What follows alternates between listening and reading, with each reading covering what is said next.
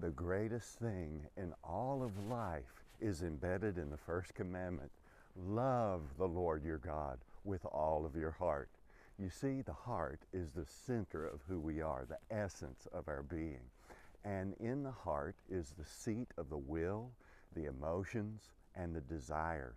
It is the driver of our life. And so it's all about that with Jesus. So first of all, to give our heart to Him means that we first have received a revelation of His love for us, so that in loving trust we can give ourselves fully and completely to Him. Now, you know, He's already done that for us. In the Garden of Gethsemane, He made His decision. It was a decision to sacrifice Himself, endure suffering for the love of God and for us. And so He's already proven His complete love for us at the cross. At the cross is where Jesus gave His heart, and He calls you to Himself to do likewise. A relationship, a love relationship is what it's all about, and it's with all of the heart. And so we empty ourselves of lesser things and give ourselves completely in response to this wonderful revelation of God Himself giving His all for you. And it's in the heart. So first of all, it's a decision. And then secondly, the heart is the seat of the affections.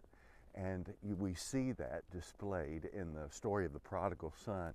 When he comes home, what's the reaction of the father? Affectionate love, embrace, welcome. He cherished his son. There was no holding back at all, unreservedly. And so this is what grace does. And so when we respond to God, He wants us to respond also with that affectionate love from our heart. That's also part of who we are. And so we give that to Him. And this is where the relationship gets sweet. We hear the hymn writers talk about sweet hour of prayer that calls us to the Lord Jesus. And it's so wonderful and beautiful. The birds hush their singing. It is a sweet thing to walk with Jesus. This is the greatest thing in all of life, is knowing Him and His great love for you. Now, it is not just a connection with God on paper. It's by His Spirit. There is a spiritual connection with the Lord Jesus Christ. He has given us His Spirit, and there we become one with Him. This is the most beautiful thing in all of the world, the most satisfying, soul satisfying. And that's why Proverbs 4 says, above all else, guard your heart. It's the wellspring of life. And as you do, may the Lord Jesus be with your spirit.